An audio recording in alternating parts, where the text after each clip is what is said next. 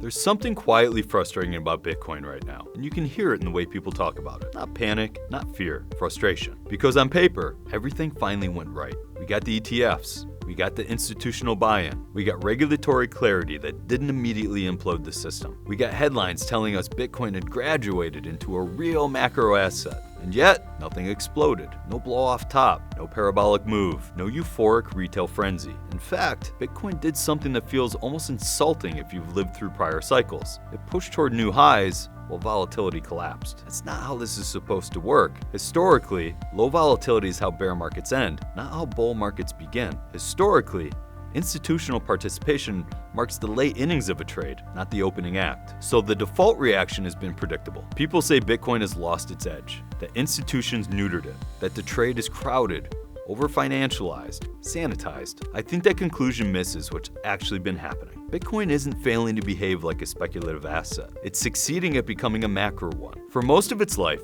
Bitcoin was a retail-driven instrument. Price discovery happened through emotion, leverage, narratives, reflexive momentum, cycles that fed on themselves. That environment rewarded aggression, speed, conviction, loudness. That's not the market Bitcoin lives in anymore. Today, price discovery increasingly runs through ETFs, corporate treasuries, institutional mandates, balance sheet decisions. Capital doesn't show up screaming, it shows up allocating, rebalancing, hedging, sizing. That changes how markets move. Institutional money doesn't chase price the way retail does. It doesn't panic sell on a bad headline or FOMO into green candles. It moves deliberately, often mechanically, and usually with constraints. That's why tens of billions of dollars of net spot demand didn't create the kind of price action people expected. The system absorbed it. The structure held. And this is the uncomfortable part. More capital doesn't automatically mean higher prices when supply dynamics, custody behavior, and turnover all change at the same time. Bitcoin didn't get weaker, it got thicker. Volatility didn't disappear, it was compressed. And in macro markets, compressed volatility doesn't signal safety, it signals tension.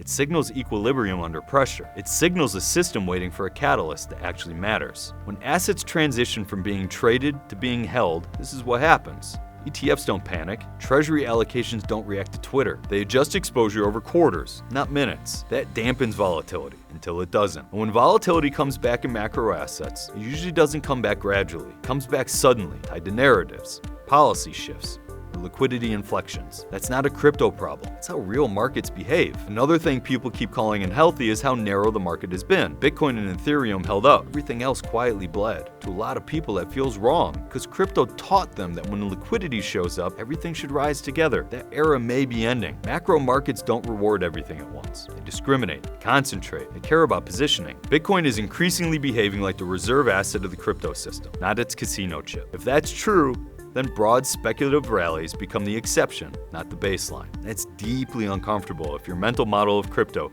was built in the everything pumps phase. What's also changing, and this matters more than people admit, is that macro actually matters again. Rates matter, liquidity matters, growth expectations matter. Bitcoin is no longer insulated from the same forces that move other risk assets. It doesn't make it fragile, it makes it legible. If rate cuts accelerate, Bitcoin responds. If growth falters or liquidity tightens, Bitcoin reacts. That's not betrayal of the thesis, that's maturation. Ironically, Bitcoin becoming more correlated to macro forces is exactly what institutional adoption was always supposed to look like. It's just less exciting than people imagined. Everyone wants to focus on exotic risks now. Quantum computing, protocol failure, regulatory landmines. Those are real, but they're not the immediate danger for most participants. The real risk is misunderstanding the game you're playing. If you expect Bitcoin to behave like a speculative rocket ship, you'll feel perpetually disappointed. If you expect institutions to send it, you'll wait for a move that never comes. Bitcoin's future probably looks less like a single explosive cycle and more like long periods of compression, punctuated by sharp repricings tied to macro shifts, liquidity events, and narrative inflection points. That's harder to trade, harder to explain, and harder to emotionally tolerate. But it's how durable assets grow up. So the question for 2026 isn't whether Bitcoin hits 150,000 or 200,000. That's trivia. The real question is whether you understand why Bitcoin didn't behave the way you expected when everything lined up perfectly. Because if you do, you're positioned for the next decade of this asset. And if you don't, you'll keep chasing a version of Bitcoin that no longer exists. Bitcoin isn't losing its edge, it's losing its training wheels. That's usually when things get serious.